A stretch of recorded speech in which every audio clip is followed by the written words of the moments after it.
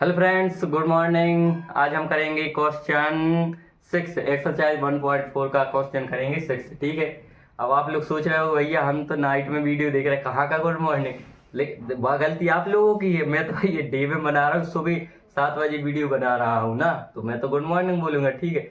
अच्छा, कमेंट में यही बताना कौन नाइट में देख रहा है कौन डे में। ठीक। तो अब अपन क्वेश्चन शुरू करते हैं। क्वेश्चन 6 1.4 का। तो क्वेश्चन 6 में क्या है, देखो भैया थोड़ी और मेहनत कर लो। बस पता है बहुत बोरिंग चैप्टर है, फर्स्ट बहुत बोरिंग चैप्टर है। तो कैसे कैसे अपन बिल्कुल खाई से निकल नहीं वाले। ठीक है।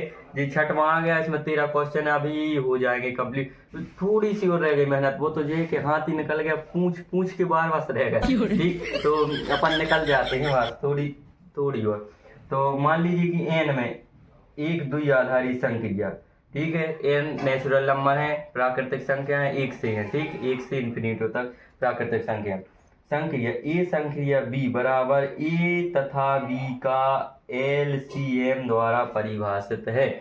तो देखो अपने लिए जो संक्रिया दी होती थी, अपने जे आगे समझ में क्या दिया है, एन अपने पास नेचुरल नंबर दिया है, एन इक्वल टू क्या 1 2 3 up to dash dash dash. ठीक, ये समझ गए होगे नेचुरल नंबर। और संक्रिया किस प्रकार परिभाषित है, तो हमारे पास संक्रिया परिभाषित है कि संक्रिया क्या ए संक्रिया बी इक्वल टू क्या ए तथा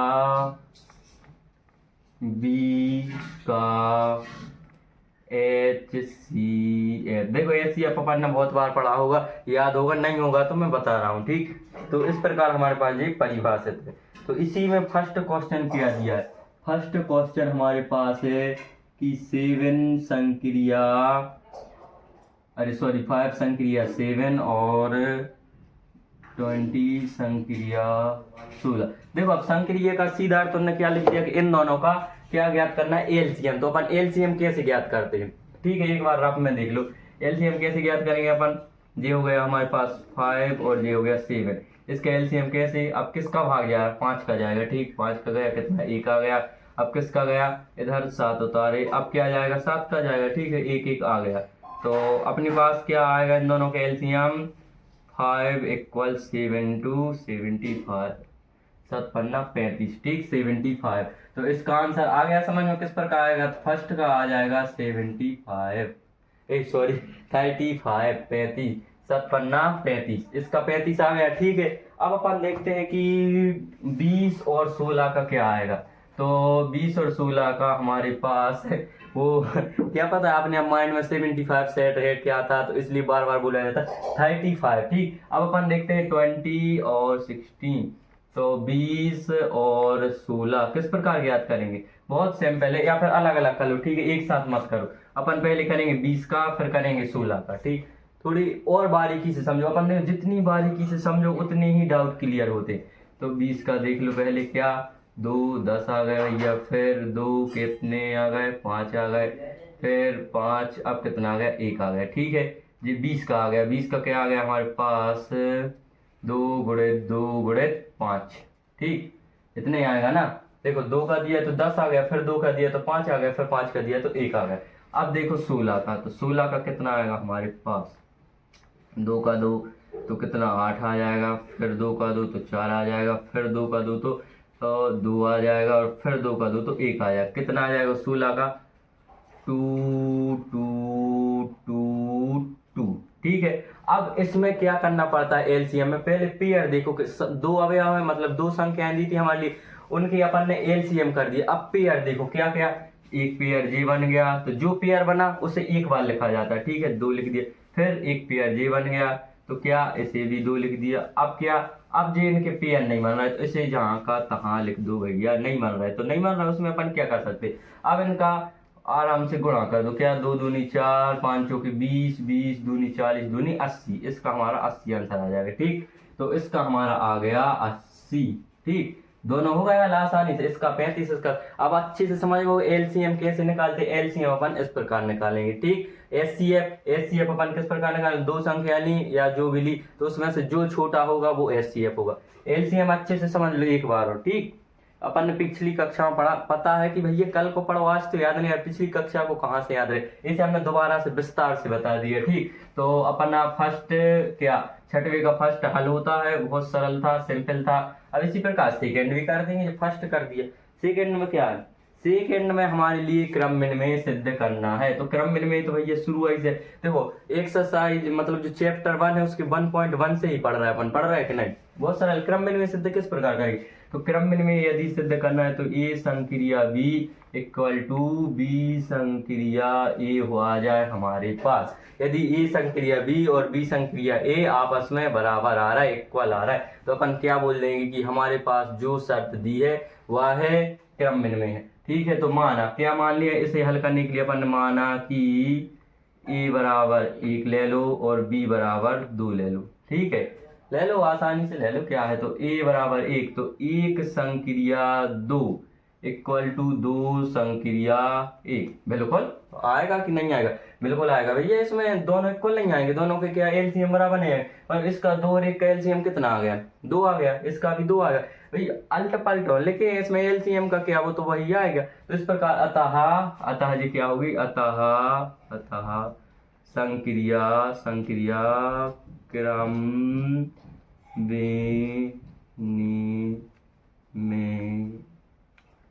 है। ठीक है, अतः संक्रिया क्रम विनिमय। 2 बात हो गई, 2 सवाल हो गए, अच्छे से समझ में आया। क्रम विनिमय अपने लिए अपन बहुत शुरू से पढ़ते यार, बचपन से नहीं भूलेंगे, चैप्टर 1 से पढ़ते आ रहे हैं, तो 1 से 1.1 से ही पढ़ रहे हैं। यदि ए संक्रिया बी इक्वल टू बी संक्रिया ए, देखो भैया इधर संक्रिया पर ध्यान देना किस प्रकार की लगी है। यहाँ अपने लिए एचसीएफ वाली, नहीं सॉरी एलसीएम वाली, हाउस क्या एचसीएफ वाली लगी है, एलसीएफ गलत लिख दिया बस, यही तो हम सोच रहे हैं कि एलसीएम है, एलसीएम जी हमारे पास संक्रिया एलसीएम वाली लगी, तो अपन इधर एलसीएम के अकॉर्डिंग हल करेंगे। ठीक है, एचसीएफ वाली इधर लगी तो एचसीएफ के गुणा वाली लगी होती, बड़ा छोटा लगा, जो अपने लिए इधर बोल दे तो संक्रिया का वही अर्थ हो गया जी, नहीं कि धन ऋण गुणा ही भाग वास हुई है, धन ऋण गुणा भाग एलसीएम एचसीएफ मिनिमम मैक्सिमम बहुत होता है संक्रिया का अर्थ। ठीक है, बोलचाल की भाषा में।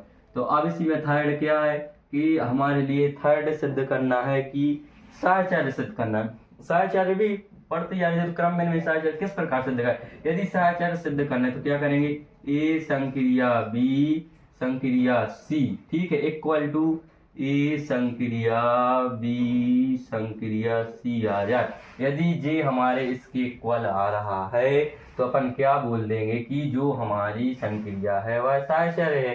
तो इसके लिए फिर अपन क्या करेंगे, छोटे छोटे अवयव ले लो या टुकड़ों में बांट लो। क्या ले लो, माना कि ए बराबर 1, बी बराबर 2 और सी बराबर 3। ठीक है, रख दो ए बराबर 1 बी बराबर 2, इधर क्या रखो 1 संक्रिया 2, ठीक है, और संक्रिया 3 बराबर क्या, इधर देखो हमारे पास 1 संक्रिया बी संक्रिया सी 2 संक्रिया 3। ठीक है, तो 1 और 2 का एलसीएम कितना आएगा, 2 आएगा, आएगा कि नहीं, बिल्कुल आएगा। इसका संक्रिया 2 संक्रिया 3 इक्वल टू 1 संक्रिया, इसका कितना आएगा 2 और 3 का 3 दूनी 6 आएगा। ठीक, समझ रहे हैं ना किस प्रकार ज्ञात कर, गुणा नहीं कर भैया हम, इधर देखो जी, तो इसका क्या 2 1 आ गया, 3 आ गया, फिर क्या 3 आ गया, तो 1 आ गया, 1 आ गया, क्या 2 इक्वल 3 इक्वल टू 6 आ गया। ठीक है, तो इसका 6 आ गया। अब इसका इन दोनों को कितना आएगा, अभी निकालो, ये 6 आ गया। ठीक है, 6 आ गया, इन दोनों का कितना आएगा, इनका भी 6 ही आएगा, 6 इक्वल 6 6 इक्वल 6 6 बराबर 6। अतः संक्रिया साहचर्य है। ठीक है, संक्रिया साहचर्य है। तो इतनी बात आप लोग अच्छी आसानी से समझ गए होंगे। अब क्वेश्चन 4 है, तो एन में संक्रिया का तत्समक अवयव ज्ञात कीजिए। देखो यह क्वेश्चन यदि अपन क्लास में पढ़ेंगे, टीचर पढ़ाएंगे, तो वो क्या बोलेंगे कि 1 लिख दो। अधिकतर यदि अभी आप लोग स्कूल जाओगे तो आप लोग ट्राई कर लेना कि टीचर क्या बोल रहा है, गारंटेड कम से कम जैसे 100% में से 90% टीचर यही बोलेंगे कि 1 लिख लो। अब भैया बता तो कैसे 1 लिख लाए, अपन बोले सर कैसे लिख लो, वो तो 1 लिख लो, वो नहीं आता, और यही सवाल पूछे जाते हैं। ठीक है, तो अब 4th में क्या है, 4th में हमारे पास दिया है कि n में संक्रिया का तत्समक अवयव ज्ञात कीजिए। तत्समक अवयव क्या होता है? तो तत्समक अवयव वो होता है जिसका किसी के साथ गुणा करो या भाग करो या एलसीएम निकालो या उसका मान नहीं बदलना चाहिए। अब देखो गुणा का बोला तो गुणा करो, समझ में आ गया क्या? एक आ गया कि नहीं आ गया? क्यों? क्योंकि किसी के साथ भी एक का गुणा करो तो उसका मान नहीं बदलता। इसी प्रकार इसमें क्या होगा, यदि ये संक्रिया आई आ जाए हमारे पास, ठीक है, ये संक्रिया आई आए तो उससे ए ही प्राप्त हो, तो ए किस प्रकार प्राप्त होगा कि यहाँ कुछ ऐसा हो कि इसके साथ उसका कोई भी कर दो तो मान ना बदले, ठीक है। या क्या इसी में यदि आई संक्रिया ए है तो इसका मान हमारे पास ए आना चाहिए, ठीक है ना। पहले मैंने गुणा का एग्जाम्पल दे दिया तो गुणा के एग्जाम्पल से बहुत क्लियर हो जाता है क्योंकि वो हम बचपन से पढ़ते आ। इस प्रकार ए संक्रिया आई तो अपन आई का ऐसा मान लो कि ए का मान जो कुछ था वही का वही रहे। मान चलो अपन ने क्या ए बराबर 3 ले लिया तो आई बराबर क्या लेना पड़ेगा कि एलसीएम हमारे पास 3 ही का 3 आ जाए। देखो 2 लेंगे तो वो तो 6 आ जाएगा और क्या ले लो, एक ले लो भैया, आई का मान 1 ले लो। इन दोनों का एलसीएम कितना आएगा? इन दोनों का एलसीएम हमारे पास 3 ही आएगा, तो रख कर देख लो 3 संक्रिया 1 कितना 3 आएगा, या इधर पर 1 संक्रिया 3 कितना आ रहा? 3 ही आ रहा ना। एक बार हल करके देखो, जो 1 है 3 है, क्या करो 3 का दे दो, ले 1 आ गया, ये भी 1 था, कितना 3 आ रहा ना। तो इस प्रकार देखो हमारे पास तत्समक अवयव क्या हो जाएगा? 1 हो जाएगा। समझ गए ना कैसे 1 हो जाएगा? वो तो तत्समक अवयव का यही अर्थ है कि उसका किसी के साथ गुणा करो या किसी के साथ जो भी हल करो किसी भी दूसरी संख्या के साथ तो वह संख्या वही की वही रहनी चाहिए। मान चलो 3 के साथ वो संख्या को अपन सम्मिलन करो 3 ही रहने चाहिए, 4 न हो जाए। तो इस प्रकार के अपन अवयव को तत्समक अवयव कहेंगे। तो क्या कहेंगे कि अतः तत्समक अवयव 1 होगा। ठीक है, आ गई ना बात समझ में? बहुत सरल है लेकिन सरल के दिमाग में नहीं आता। तुम तो देख, मेरी बात झूठी लग रही, आप लोग खुद ट्राई करके देख लो। स्कूल जाओगे, इस प्रश्नावली पर आओगे, ये करोगे, यदि सर छोड़ भी दे के 6 है क्योंकि सर और तो कर ले मगर जो वाला बस बता दो वाला कई अंदाज करियो आप लोग, बहुत मजा आता है। देख रहे आप, ट्राई करना एक बार कि सर और तो हम 5 ही कर लें मगर जो चौथा बस बता दो हमारे लाने। ठीक है, तो अब करेंगे अपन क्वेश्चन 5 में क्या है हमारे पास कि n में कौन से अवयव संक्रिया के लिए व्युत्क्रमणीय हैं। तो n में हमारे लिए क्या ज्ञात करना है कि कौन से अवयव व्युत्क्रमणीय हैं। तो ये बहुत इजी है यार, हम बता रहे कि इस प्रश्नावली के सारे क्वेश्चन बहुत इजी है। तो व्युत्क्रमणीय बताना है हमारे लिए। ठीक है, तो व्युत्क्रमणीय किस प्रकार सिद्ध करते थे अपन? व्युत्क्रमणीय सिद्ध करने के लिए क्या करते थे अपन? द्विआधारी संक्रिया लगाते थे ना। ठीक है, कि यदि ए संक्रिया बी बराबर बी संक्रिया ए आ जाए तो अपन क्या बोल देते हैं कि द्विआधारी है, द्विआधारी संक्रिया को और हल करते तो व्युत्क्रमणीय आ जाए। ठीक है, तो व्युत्क्रमणीय के लिए सीधी शर्त है क्या कि ए संक्रिया बी इक्वल टू बी संक्रिया ए आ जाए हमारे पास, तो क्या हो जाएगा? व्युत्क्रमणीय हो जाएगा। ठीक, तो मान चलो अपन क्या ले लो कि एक सुनो, तो ये व्युत्क्रमणीय वो अपन ने क्या सिद्ध कर दिया? द्विआधारी सिद्ध कर दी। लेकिन यदि ए संक्रिया बी इक्वल टू ए बराबर बी संक्रिया ए, दोनों के मान 1 से आ जाए या मान चलो ए आ जाए, ए का मतलब कुछ भी दोनों के बराबर आ जाए। ठीक है, तो अभी अपन ने पढ़ा है कि दो अवयव हैं, तो अपने लिए 2 अवयव में से एक जे मान चलो ये 1 है, ये 2 है, तो इसमें से 1 2 ना ले, 2 और 3 ले लो, जो मान चलो 2 और 3 है। ठीक है, तो इसमें एक अवयव ऐसा होना चाहिए कि शर्त का भी पालन हो जाए और मान भी ना बदले, स्थायी रहे। एक अवयव का अवयव डायरेक्ट उत्तर में आ जाए। 2 अवयव है, 2 अवयव में से शर्त का पालन करते हुए, 2 अवयव में से, अच्छी गौर से सुनना वरना दिमाग से उचट जाएगा। 2 अवयव में से अपन ने देखो क्योंकि शर्त दी हमारे पास जी, तो 2 अवयव लेना पड़ेगा और दोनों अवयव से हमारी शर्त का पालन भी हो जाए और 2 अवयव में से एक कोई उत्तर आ जाए, एक वही का वही आना चाहिए। 2 में से एक ही उत्तर आएगा, जी नहीं कि इन 2 में से कोई तीसरा आ जाए, अलग से आ जाए, वो नहीं। तो इस प्रकार क्या है, तो यहाँ थोड़ी डिफिकल्ट बात हो रही है, आप लोग समझ में। मान चलो हमारे पास 2 संख्याएं हैं या एक संख्या है, उसमें किसका गुणा करें कि वही की वही रहे। तो अब तो खट्टे से बोलो 1 का गुणा करें। इसी प्रकार यहाँ बोलना चाह रहे हैं वो, क्या बोलना चाह रहे हैं कि व्युत्क्रमणीय मतलब हमारे पास 2 अवयव हैं तो एक अवयव ऐसा होना चाहिए कि वही का वही उत्तर में आ जाए। ठीक है, 2 में से एक ऐसा होना चाहिए वही का वही आंसर में। देखो मैं बार बार इसलिए रिपीट कर रहा हूँ ताकि आप लोगों के दिमाग में अच्छे से बैठ जाए। यही सवाल पूछे जाते हैं बोर्ड में और थोड़ी हमारे दिमाग से उचट जाते। तो अपन देखो मान चलो ए बराबर क्या ले लो 2 ले लो, बी बराबर 3 ले लो। तो अब देखो 2 और 3 का अपन क्या करेंगे एलसीएम। शर्त अपने पास वो दी, इसका अर्थ क्या है एलसीएम। तो इसका निकालो 2 और संक्रिया 3, तो इसका भैया कितना आ गया 6 आ गया, क्योंकि ये तो अब हमारे इन 2 में से कोई भी नहीं आया, अलग से आ गया। ठीक है, इसी प्रकार इसका भी 6 आएगा। तो ये तो ए नहीं आ रहा, तो ए ले आने के लिए क्या करेंगे अपन।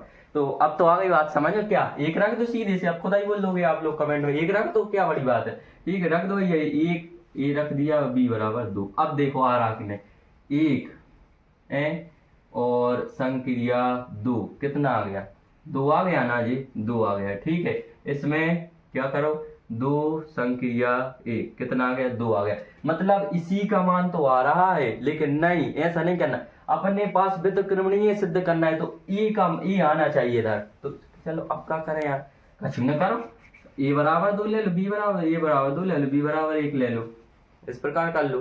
तो क्या आएगा जी आ जाएगा। इसका सीधा अर्थ ये है कि हमारे पास कौन सा अवयव रख रहा है, अपन तो 1 रख रहा है, 1 रखने पे हमारे पास मान नहीं बदल रहा। ठीक है, तो इधर क्या करो कि 2 संक्रिया 1 ले लो तो भी 2 आएगा, और 1 संक्रिया 2 ले लो 2 भी क्या, तो 2 आ रहा ना, मतलब मान नहीं बदल रहा। तो कौन से अवयव से मान नहीं बदल रहा व्युत्क्रमणीय 1 से, तो अतः इसका व्युत्क्रमणीय अवयव क्या हो जाएगा 1 हो जाएगा। क्या अतः क्या पूछा था संक्रिया के लिए व्युत्क्रमणीय, अतः 1 संक्रिया का व्युत्क्रमणीय है। ठीक है, तो इस प्रकार अपन ने क्वेश्चन 6 कंप्लीट कर लिया। बहुत इजी था, यदि इसमें भी कोई डाउट हो तो आप लोग बिल्कुल बिना झिझक के पूछ सकते हैं। मैं इस पर एक छोटी वीडियो बनाकर आपको डायरेक्ट शेयर कर दूंगा जीमेल से, या फुल यूट्यूब पर अपलोड कर दूंगा। यदि कोई भी आप लोगों को दिक्कत आ रही हो, क्वेश्चन समझ में ना आ रहा हो, डिफिकल्टी आ रही हो, तो आप बेझिझक पूछ सकते हैं। ठीक है, तो यदि चैनल को सब्सक्राइब नहीं किया तो सब्सक्राइब कर लीजिए, वीडियो लाइक कीजिए, अपने फ्रेंडों में शेयर कीजिए, जल्दी से जल्दी कीजिए। स्कूल चालू होने वाले हैं, इससे पहले अपना स्कूल चालू उसके पहले एक चैप्टर कंप्लीट हो जाए, ताकि अपन जो स्कूल में पढ़े उससे एक चैप्टर आगे ही रहे। ठीक है, तो एक चैप्टर आगे रहेंगे तो आप लोग जानते हैं सर क्या बोर्ड पे कर नहीं पा अपने सर बहुत इंटरेस्टेड होता है, मजा आता है, सब लोग बैठे होते, लड़का लड़की सब लोग बैठे होते हैं बाजू में। यदि अपन सवाल पहले करके दे दो तो आप लोग समझ रहे हो कि हम क्या कहना चाहे। ठीक है, तो इस पर अपन हम नेक्स्ट क्वेश्चन करें।